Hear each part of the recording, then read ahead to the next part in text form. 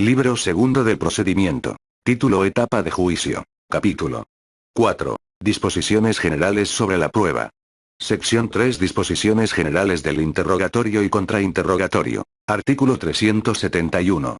Declarantes en la audiencia de juicio. Antes de declarar, los testigos no podrán comunicarse entre sí, ni ver, oír o ser informados de lo que ocurra en la audiencia, por lo que permanecerán en una sala distinta a aquella en donde se desarrolle, advertidos de lo anterior por el juzgador que preside la audiencia. Serán llamados en el orden establecido.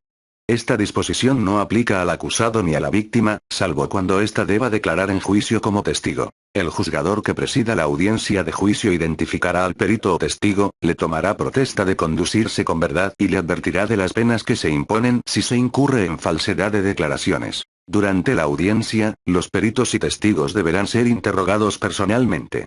Su declaración personal no podrá ser sustituida por la lectura de los registros en que consten anteriores declaraciones, o de otros documentos que las contengan, y solo deberá referirse a esta y a las preguntas realizadas por las partes. Artículo 372.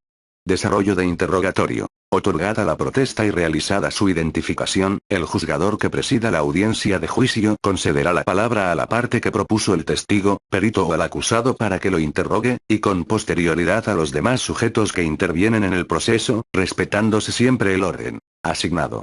La parte contraria podrá inmediatamente después contrainterrogar al testigo, perito o al acusado. Los testigos, peritos o el acusado responderán directamente a las preguntas que les formulen el Ministerio Público, el defensor o el asesor jurídico de la víctima, en su caso. El órgano jurisdiccional deberá abstenerse de interrumpir dicho interrogatorio salvo que medie objeción fundada de parte, o bien, resulte necesario para mantener el orden y decoro necesarios para la debida diligenciación de la audiencia.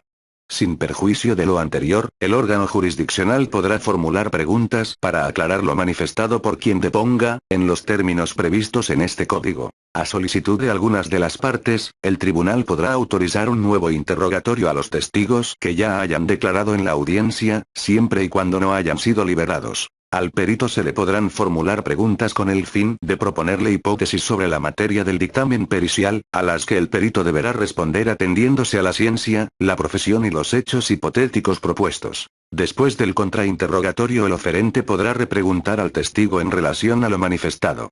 En la materia del contrainterrogatorio, la parte contraria podrá recontrainterrogar al testigo respecto de la materia de las preguntas. Artículo 373. Reglas para formular preguntas en juicio. Toda pregunta deberá formularse de manera oral y versará sobre un hecho específico.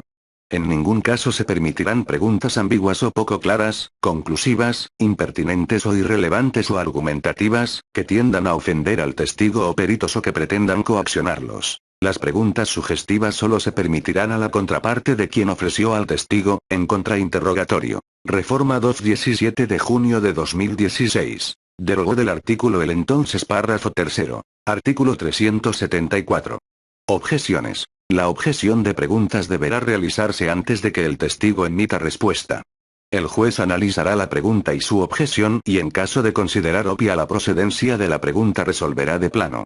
Contra esta determinación no se admite recurso alguno. Artículo 375. Testigo hostil. El tribunal de enjuiciamiento permitirá al oferente de la prueba realizar preguntas sugestivas cuando advierta que el testigo se está conduciendo de manera hostil. Artículo 376. Lectura para apoyo de memoria o para demostrar o superar contradicciones en audiencia durante el interrogatorio y contrainterrogatorio del acusado, del testigo o del perito, podrán leer parte de sus entrevistas, manifestaciones anteriores, documentos por ellos elaborados o cualquier otro registro de actos en los que hubiera participado, realizando cualquier tipo de manifestación, cuando fuera necesario para apoyar la memoria del respectivo declarante, superar o evidenciar contradicciones, o solicitar las aclaraciones pertinentes. Con el mismo propósito se podrá leer durante la declaración de un perito parte del informe que él hubiera elaborado.